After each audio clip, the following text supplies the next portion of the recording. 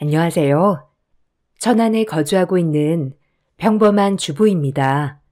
사연 없는 집 없다지만 저 역시도 제가 겪은 얘기를 풀어보려 합니다. 23살에 남편을 만나 4년 연애 후 결혼했어요. 성격도 무던하였고 무엇보다 자상한 성격에 끌렸네요. 남자친구 집으로 인사 가던 날 시부모님의 인자한 모습 그리고 시동생이 화난 모습을 보니 안심을 했습니다. 이 집에 시집을 간다면 평탄하게 잘 살 수 있겠다고 싶었어요. 그렇게 결혼식을 하였고 전 맏며느리가 되었습니다. 맏며느리라고 다를 건 없었어요. 시부모님은 딱히 시집살이를 시키지도 않으셨고 시동생도 자기 일을 잘해 나갔기 때문에 딱히 부담감이나 하는 건 없었어요. 저희는 순탄하게 결혼을 하고 1년 정도 지나자 임신을 했습니다. 임신을 하니 정말 남편과 가족이 되었구나 싶은 마음에 조금 이상한 느낌도 들었지만요. 시댁의 축복 속에 저희 아이는 태어났습니다. 건강한 사내 아이였죠. 집안에 대를 이을 사내 아이가 태어나자 시부모님은 더욱더 좋아하셨어요. 그리고 경사에 경사가 겹친 채 시동생은 결혼을 하겠다며 애인을 데리고 왔죠. 참 참한 신부감이었습니다. 저와는 다른 느낌의 여인이었어요. 시부모님이 저에게 주었던 사랑만큼 동서에게도 많은 사랑을 주셨습니다.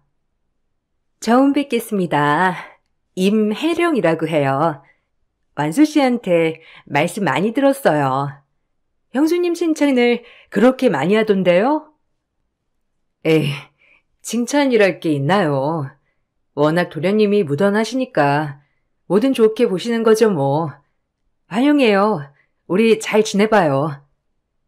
처음엔 동서도 제가 보기엔 무던한 사람이어서 좋은 가족이 될 수 있겠다 느꼈죠.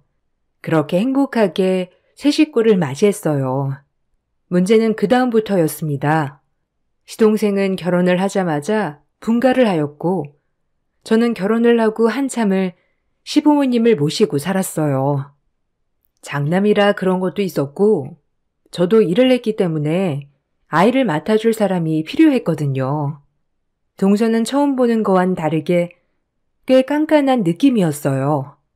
가끔 김장을 하러 올 때도 약간 공주가 같은 느낌이랄까요? 저희 집은 김장을 아들들까지 다 같이 하거든요. 그런 것조차 이해를 못 하더라고요. 물론 요즘은 김장을 며느리가 누가 하냐라는 추세지만 아버님과 남편 그리고 시동생도 같이 하는 김장도 동서는 참여하기 싫어했습니다. 본인은 안 먹고 안 한다였죠. 여기 부분에서는 이해를 했습니다. 그런데 매번 명절이나 가족 모임 때 오지 않거나 음식을 할 때는 한 발짝 뒤로 빠져 있거나 했죠. 시어머니는 원체가 나무라지 않으시는 분이어서 저 역시도 말을 할 수 없었어요.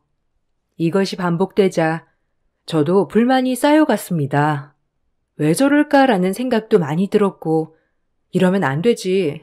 왜 맨날 나만 해? 라는 생각에 사로잡혀 저를 괴롭혔거든요. 그래도 가정의 평화를 위해서 참고 지나갔어요.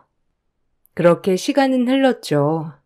저희 아들이 3살 되는 무렵 은근슬쩍 동서가 고민거리를 꺼내 비추더라고요. 처음으로 저에게 곁을 내주는 것 같아 기분은 좋았네요. 은근슬쩍 동서가 꺼낸 고민거리는 다름 아닌 아이가 안 생긴다는 거였어요. 마음이 안 좋았죠. 이제 저희도 결혼한 지 3년 정도 되었는데 아이가 안 생기네요. 어찌해야 할지 완수 씨랑 검사는 다 받아봤는데 둘 다 이상 없다고 해서요. 어머님이 한약도 지어주시고 친정엄마가 좋다는 건 다 해주시는데 뭐가 문제인지 요즘 너무 스트레스예요. 아휴, 그러겠다 동서. 내 친구도 결혼 8년 만에 아들 낳았거든. 이게 위로가 될지 모르겠지만 조금만 더 힘내봐. 둘 다 아무 문제는 없다고 하니까 기다리면 오지 않을까? 아버님, 어머님도 그렇게 임신에 스트레스 주시는 분들도 아니고. 그래서 일을 그만둘까 봐요. 온전히 임신에 집중하고 싶은데 일 다니면서 하기도 쉽지 않고 이래저래 고민이 돼요. 서방님이랑 의논해서 괜찮으면 조금 몸을 쉬는 것도 나쁘지 않지. 동서 많이 힘들었겠다. 나한테 고민 상담해줘서 고마워. 에이, 뭘요? 저도 여자 형제도 없고 이런 거 말할 사람이 누가 있겠어요. 형님한테나 말하지. 좋은 소식 있으면 말씀드릴게요. 그렇게 시동생 부부의 난임 고민 얘기를 듣고 저 역시도 마음이 많이 안 좋았어요. 한편으론 내가 무슨 힘이 될 수 없을까 생각도 하면서요. 동서의 그런 고민을 듣고 나니 동서가 집에 올 때 제 아들과 저의 모습을 보는 게 조금 힘들었겠다 싶기도 했어요. 그래서 그동안 명절이나 그럴 때 오지 않았을 수도 있겠구나 싶었고요. 조금은 동서의 마음을 이해하게 되는 순간이었네요. 그리고 얼마 후 집에 시동생 부부가 찾아왔어요. 부모님께 중대하게 드릴 말씀이 있다고 말이죠.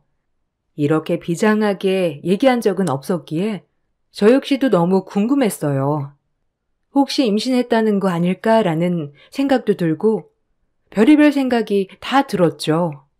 그렇게 가족이 다 모여 앉았는데 동서와 서방님 입에서 나온 말이 조금은 놀라웠습니다. 특히 동서가 그렇게 생각한다고 해서 더욱더 놀라웠네요. 엄마, 아버지, 저희 입양할까 봐요.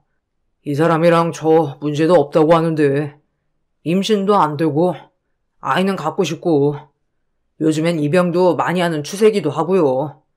차라리 불쌍한 아기 입양해서 내 자식처럼 키우면 나 혼정보다 기운정이 더 대단하다는데 저랑 와이프는 충분히 상의는 끝냈고요. 아버지랑 엄마한테도 얘기해야 할 것 같아서 말씀드려요. 어떠세요? 두 분 생각은? 아휴, 내가 뭐 이래라 저래라 할 수 있냐? 너네 뜻이 그렇다면 그런 거지. 그래, 입양 참 좋은 일이기도 하지. 근데 꼭 입양을 해야겠냐? 아직 젊으니까 조금만 더 기다려보지.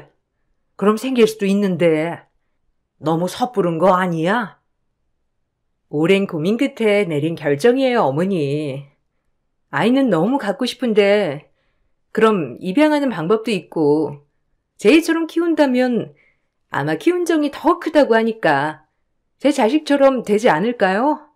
나이는 먹어가는데 언제까지 기다릴 수도 없고 병원에선 문제 없다고만 하고. 애 키우는 게 보통 일이 아니다. 아주 어려운 일이야. 내 자식도 꼴 보기 싫을 때가 많은데 남의 자식은 오죽하겠냐? 반대를 하는 건 아니다만 이런 것까지 다 각오하고 정말 친자식처럼 키울 수 있으면 입양해라. 혹시라도 차별하거나 할 생각 말고. 에이, 절대 안 그래요, 아버님. 꼭 제 자식처럼 키울 거예요. 이미 이랑 보육원에 가보기도 했거든요. 정말 눈이 가더라고요. 그래, 너의 생각이 그렇다면 그렇게 해야지. 우리는 걱정 말아라. 좋은 일 한다는데 말릴 수도 없고 굳게 마음 먹어라. 감사해요, 아버님, 어머님. 허락해 주실 줄 알았어요. 형님이랑 아주버님도 동의하시죠? 온 가족한테 축복받는 느낌으로 아이 데려오고 싶어요. 그래야 그 아이도 행복할 것 같고요. 수연이도 조금 더 크기 전에 동생 맞이하는 게 좋잖아요. 어머, 동서, 정말 대단하다. 다시 봤어. 진짜 좋은 일 하는 거야. 그게 참 말처럼 쉬운 게 아닌데 너무 대단해 정말. 우리야 뭐 동서랑 서방님이 원한다면 당연히 오케이지. 수연이도 동생 생긴다고 하면 좋아할 거고. 멋있어요, 동서랑 서방님. 시동생 부부가 계획한 것은 바로 입양이었죠. 솔직히 대단했습니다. 남의 자식을 키운다는 게 쉬운 게 아닌데 그것도 깍쟁이 같은 동서가 그렇게 선한 생각을 했다는 것도 너무 놀라웠죠. 그리고 입양이 쉬운 결정이 아닌 만큼 정말 둘이서 많은 고민을 했을 것 같았고요. 옆에서 저희는 열심히 그 결정을 응원해 주기로 했어요. 그렇게 동서와 서방님이 아이를 입양해 왔어요. 작고 귀여운 남자 아기였네요. 동서도 아이가 생기니 깐깐함이 섬세함으로 바뀌었고 조금 더 저희 집 행사에 적극적으로 참여하게 되었죠. 그리고 저희 식구 그 누구도 새로 생긴 아이가 입양아라고 생각할 수 없을 만큼 사랑해줬네요. 아버님, 어머님도 저희 아들과 정말 차별 없이 대하셨고요. 제 아들도 사촌 동생이 생기고 나니 기뻐하기는 마찬가지였습니다. 입양해온 조카는 아기 때부터 키워서 그런지 성격 또한 둥글둥글하니 참 잘 자라주었습니다. 아버님, 어머님은 할아버지, 할머니처럼 잘 따랐고 종종 엄마, 아빠 없이 저희 집에 와서 자고 가기도 했고요. 그렇게 여느 큰 집, 작은 집과 마찬가지로 지내고 있었죠. 그리고 머리가 영특하여 유치원에서도 상도 여러 차례 받아왔고요. 저희 아들도 똑똑했지만 조카의 영특함은 따라잡을 수 없었죠. 시간이 흘렀고 조카가 6살이 되던 해 동선에는 꿈에도 그리던 임신을 하게 되었어요.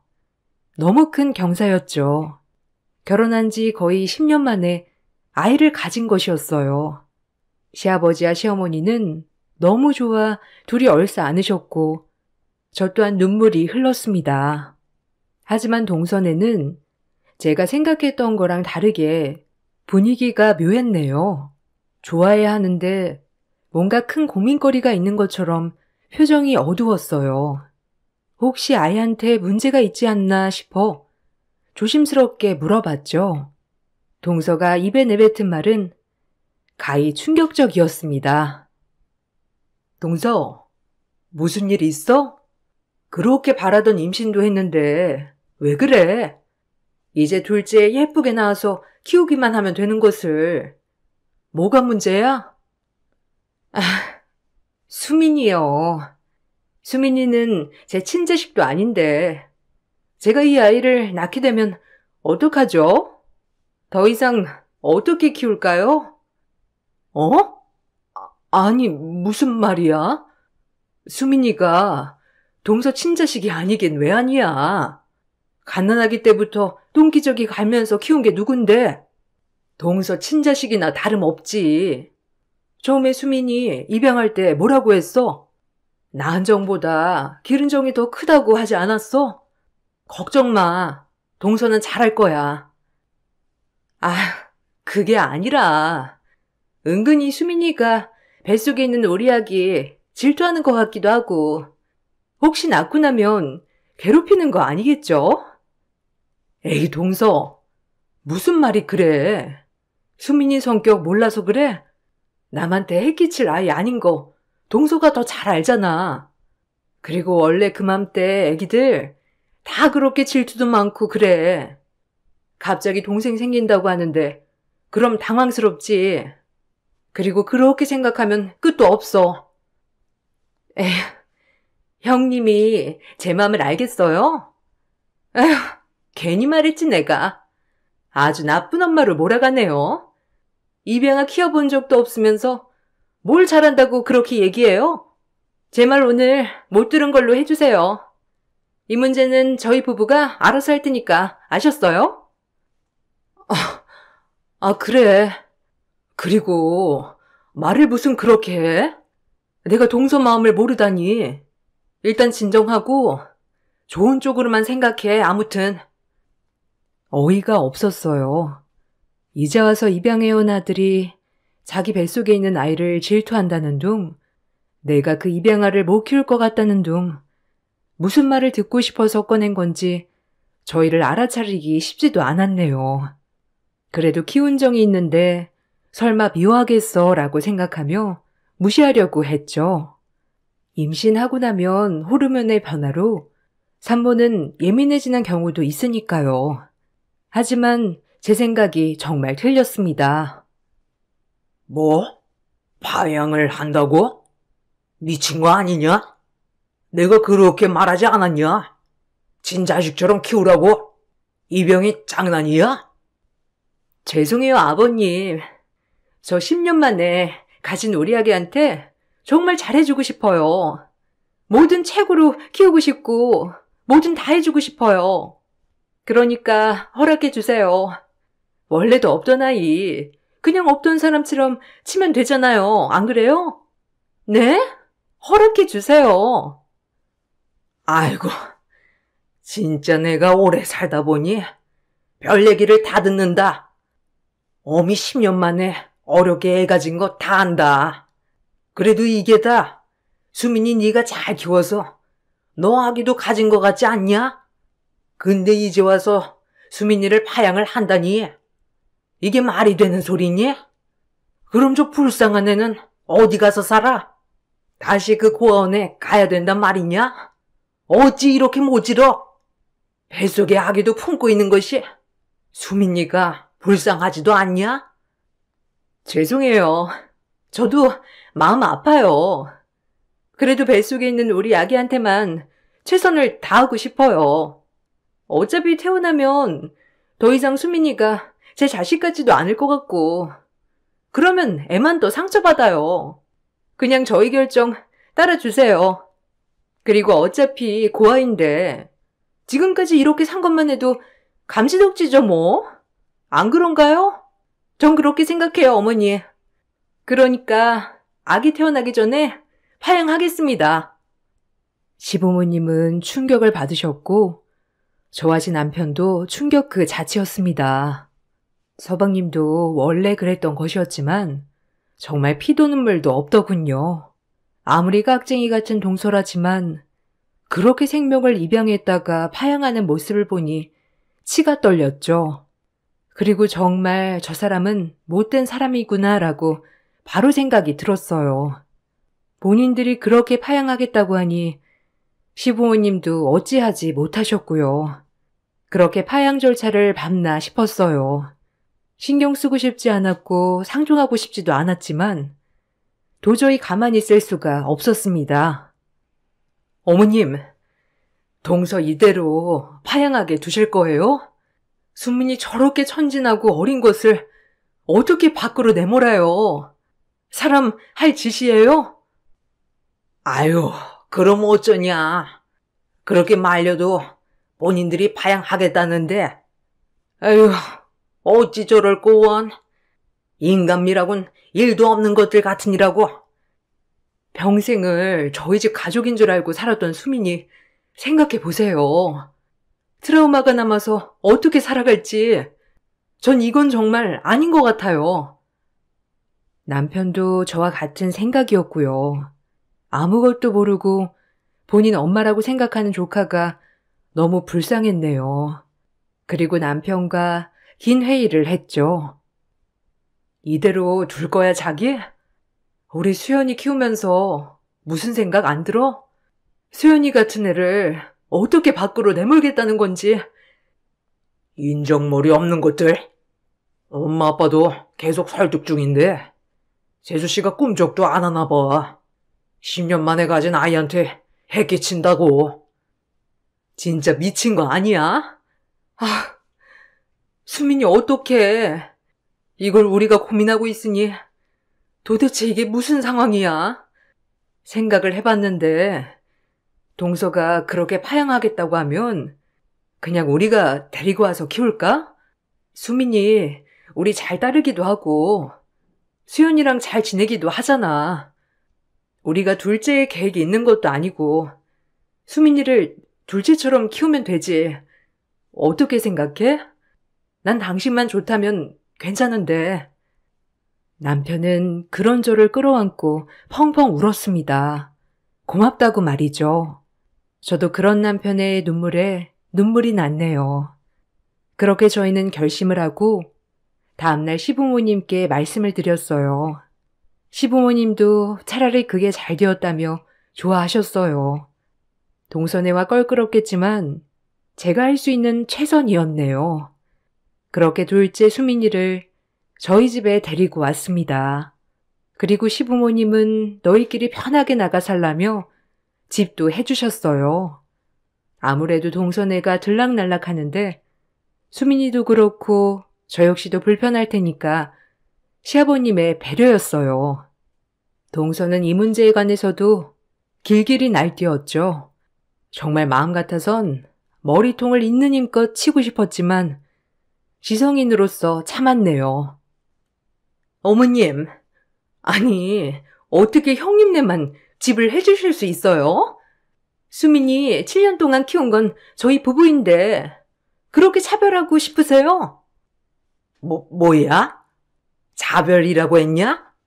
여태껏 10년 동안 시집살이 한 것도 모자라서 네가 버린 아들 걷어서 키우겠다는 착한 며느리다. 어찌 그리 셈이 많고 못됐냐? 에이구, 뱃속에 애가 누구 닮았을까 겁난다. 어쩜 그렇게 생각이 없어, 생각이. 네 형님네한테 잘해라.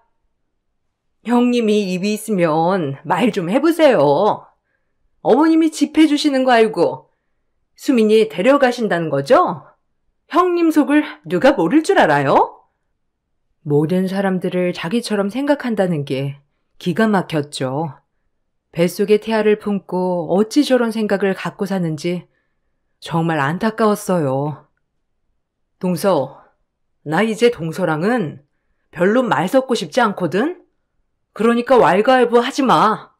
어쩜 사람이 그리 뻔뻔해? 아니, 제가 뭘요? 불쌍한 애 걷어다가 7년 먹이고 입혔으면 됐지. 그럼 어쩌라는 거예요? 형님의 그 착한 척 질리네요. 시어머니만 아니었음 그 자리에서 머리털을 다 뽑아놨을 겁니다. 어이가 없어서 말이 안 나왔죠. 어쩜 그리 못됐는지. 전 상종하지 않고 그대로 자리에 일어났어요. 동서는 파양 절차를 밟았습니다. 결국 수민이는 파양을 당했고 저희 집으로 오게 되었어요. 그 어린 것이 동선의 부부가 파양을 결정하고 나서 얼마나 눈치를 줬는지 많이 기죽어 있더라고요. 마음이 아팠어요. 큰엄마, 나 그럼 이제 큰엄마네서 수연이 형이랑 같이 사는 거예요? 아예 평생요? 그럼 이제 우리 엄마랑 뱃속에 있는 동생은요? 아, 응, 수민이 엄마는 동생 태어나면 동생이 너무 아가여서 동생을 돌봐야 하거든. 그래서 수민이는 이제 편하게 형이랑 사는 거야. 그럼 저는 우리 엄마랑 아빠는 이제 못 보는 거예요?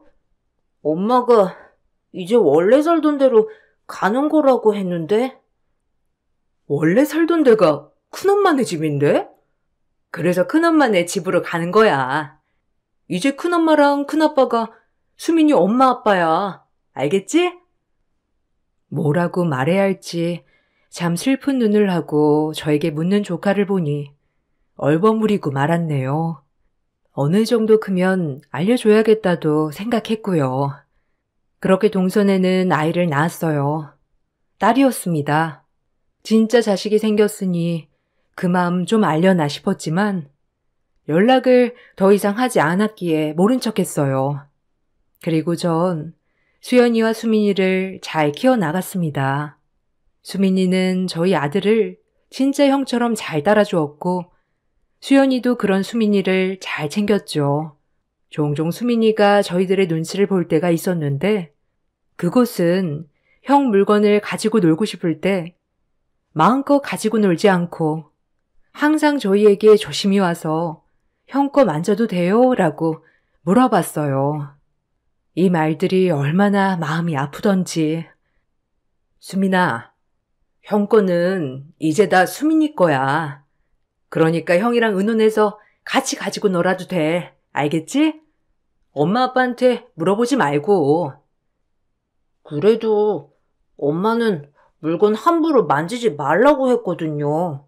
집에서도 아무거나 만지지 말라고 해서 혹시 혼날까 봐요. 수민이는 곳곳에 동서에게 얼마나 혼이 나고 자랐는지 눈치가 가득 배어 있었습니다.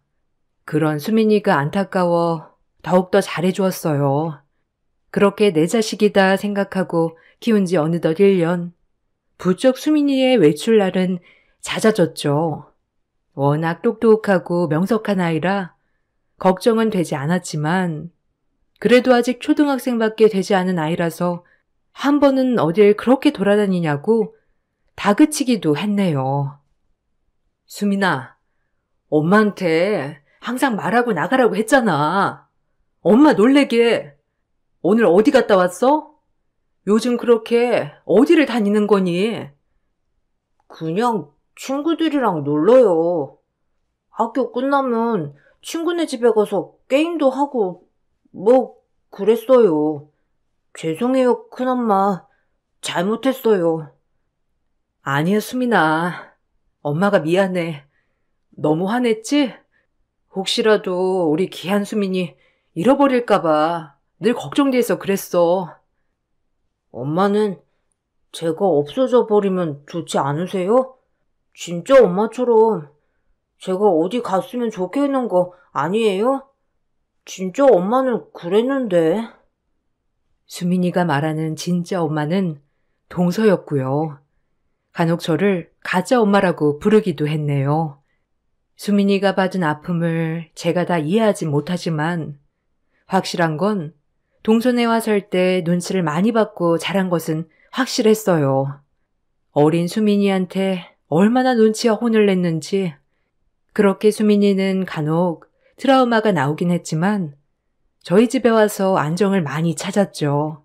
엄마를 놀래키며 늦게 들어오고 저희 몰래 외출이 잦았지만 그거 외엔 참으로 착한 아들이 되어주었어요. 그 후 수민이가 10살이 되던 후 저에게 보여줄 것이 있다더군요. 큰엄마, 때가 됐어요. 엄마랑 아빠한테 보여줄 게 있어요. 저랑 같이 차 타고 가주세요. 꼭 보여드리고 싶어요. 그렇게 수민이를 따라 한참 도시 외곽으로 나갔습니다. 그쪽엔 중후한 신사분이 앉아 계셨고 저희를 보자 정중하게 인사를 건넸죠. 아유, 안녕하십니까? 놀라시진 않으셨는지요? 저희 손자한테 얘기 많이 들었습니다. 저희 손자를 극제인이 보살펴 주었더군요. 네? 아니, 그게 무슨 말이에요? 손자라뇨? 수민아, 이게 무슨 소리니? 손자라면 수민이 할아버지라는 거예요? 아니, 어떻게 그게 가능하죠? 저희 자식네가 죽고 손자는 당연히 보육원에 맡겨줬어요. 그때는 자식네와 연을 끊고 살 때라 저희 애들한테 애가 있다고 상상도 못했죠. 우연히 죽은 자식의 친구들이 말해주더군요. 한참 지나서야 자꾸 찾았습니다. 사진 한 장만 들고. 그리고 찾을 수 있었죠. 또한 저와 친자 검사까지 다 끝냈고요. 요 근래 계속 밖에서만 만났네요. 그 좀 양해 부탁드립니다. 아니, 어떻게 이런 일이...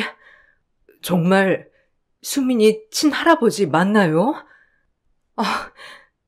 수민이 그럼 너 그동안 할아버지 만나느라 늦게 들어온 거였어?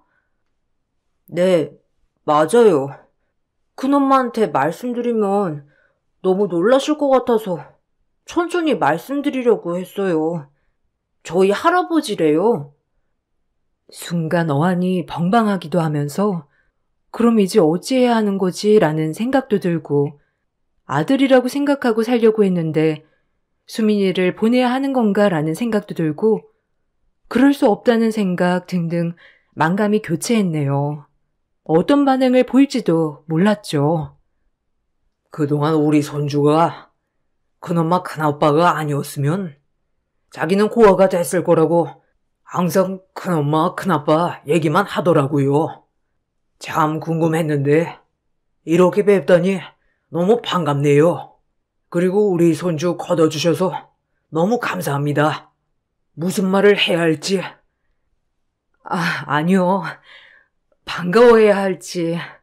제가 부족할 순 있겠지만 수민이를 정말 친아들처럼 생각하고 키웠어요.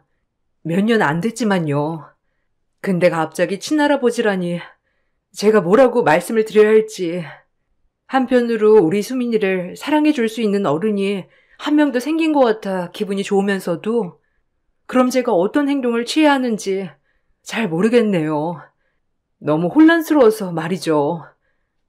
큰엄마, 저 이제 할아버지한테 갈래요. 너무 슬퍼하지 마세요. 자주 놀러 올게요. 큰엄마가 친엄마처럼 잘해주셨지만 할아버지는 제가 없으면 아예 혼자가 되시거든요. 큰엄마랑 큰아빠 그리고 수연이 형 절대 잊지 않을 거예요. 수민이의 한마디에 눈물이 와락 쏟아졌습니다. 작고 어린 것이 얼마나 마음고생을 했으면 저런 말을 할 수 있을까요? 아이답지 않은 모습에도 눈물이 펑펑 났네요. 그리고 남편은 옆에서 눈물만 흘렸죠. 저 역시 마찬가지고요. 너무 미안했거든요. 해준 것도 없던 것 같은데 내 욕심으로 데려와서 혹시나 마음 아프게 하진 않았는지 별별 생각이 다 들었죠. 수민이는 할아버지께 가고 싶다고 저에게 얘기했습니다. 그런 저는 수민이를 붙잡을 수 없었고요. 그리고 수민이의 할아버지는 또 담담하게 말을 꺼내셨어요.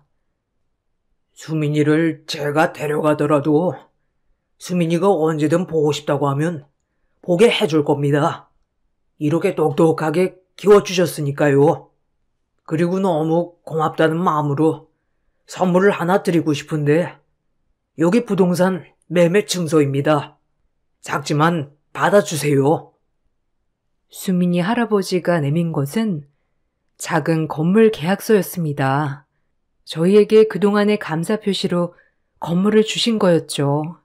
저희는 절대 받지 않겠다고 했지만 수민이 또한 이건 큰엄마네 거라며 한사코 받으라고 하더군요.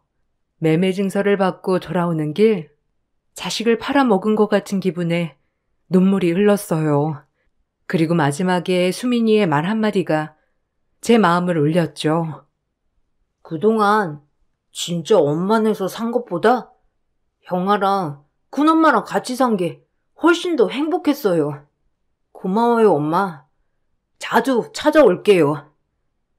그렇게 수민이와 할아버지는 돌아가고 남편과 저는 오랜만에 시댁에 들렸습니다. 지금까지 있었던 일들을 시부모님께 말씀드렸죠. 시부모님도 많이 우셨고 저보고 애썼다며 기특하다며 저를 꼭 안아주셨어요. 아쉬운 건 사실이지만 친할아버지와 함께 간 수민이의 행복을 빌어주자며 저를 달래주셨습니다. 그리고 집에 돌아와 수민이의 흔적들을 보는데도 눈물이 났죠. 그러던 중 현관에 인기척이 들려 밖에 나가보니 동선애가 와 있는 게 아니겠어요? 가뜩이나 슬픈데 동서 얼굴을 보고 있자니 짜증이 확 올라오더군요. 형님, 다 들었어요. 어머님한테. 수민이 보냈다면서요? 아니, 형님도 그럴 거면서 왜 착한 척 하셨대요? 어이가 없어서. 뭐?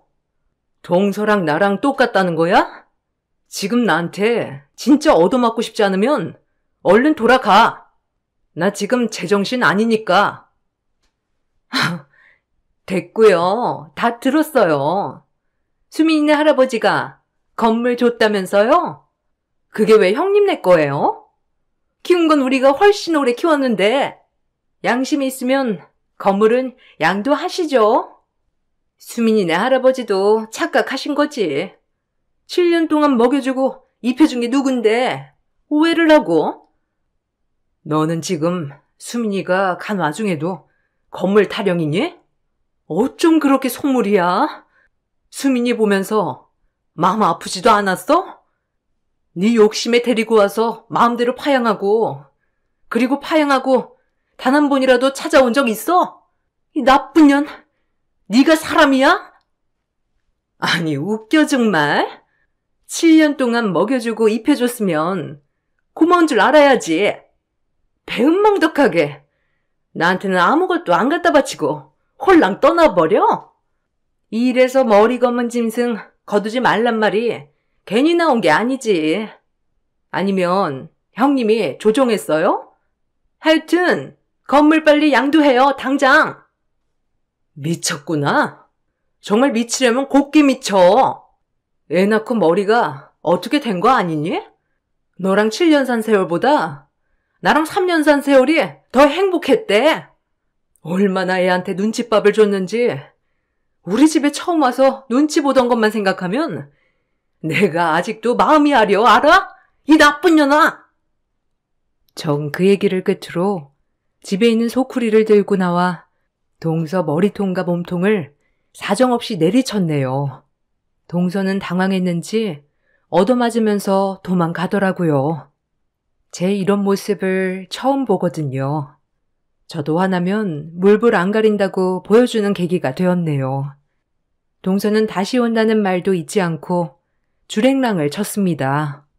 동서의 그런 모습을 보시고 시부모님은 가뜩이나 안 좋게 보는 동서에게 이런 면까지 보이니 시동생 보고 인연을 끊자고 하셨어요. 다신 보고 싶지 않다고 말이죠. 동서는 그럼에도 건물에 집착을 못 버렸는지 아직까지도 좀 떼어달라고 문자도 오고 전화도 오고 난리를 치네요. 소송도 걸겠다고 하지만 사실상 제가 건물을 뺏은 게 아니라 직접 양도받은 것이기 때문에 뺏는 게 쉽지 않았고요. 이 일이 있는지 오늘이 꼭 10년째 되는 날이네요. 시간도 많이 흘렀고 아직도 아픈 손가락 하면 수민이가 생각나네요.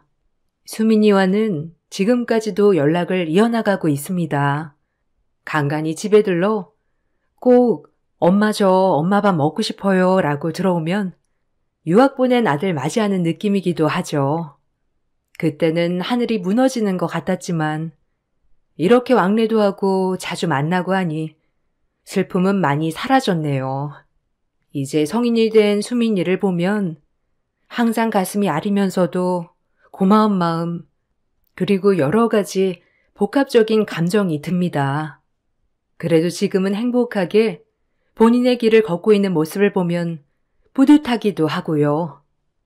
어려서부터 워낙 영특한 녀석이었기 때문에 지금도 잘 헤쳐나가고 있을 거라 믿고 있네요. 건선징악이라고 하죠. 동선애와는 연을 끊었지만 간간히 들리는 소식에는 아직까지도 제 이야기를 주변에 하고 다닌다고 하더라고요. 저는 졸지에 그 주변 사람에게 건물 뺏은 사람이 되어 있네요. 그래도 기분 나쁘진 않아요. 속물근성 동성에게 가장 배 아픈 일일 테니까요. 시동생은 간간히 제 남편에게 연락하여 돈도 꺼보고 하지만 제 남편도 일절 상대하지 않습니다. 그 정도로 시동생네 부부는 완전 저희 집에서 백척된 사람들이 되었죠. 시간이 이렇게 지나서 옛 이야기를 써보니 다시 한번 가슴이 아려오네요. 혹시라도 내가 수민이와 살면서 조금이라도 섭섭하게 한 것이 있을까봐 하는 마음도 다시 한번 들기도 하고요.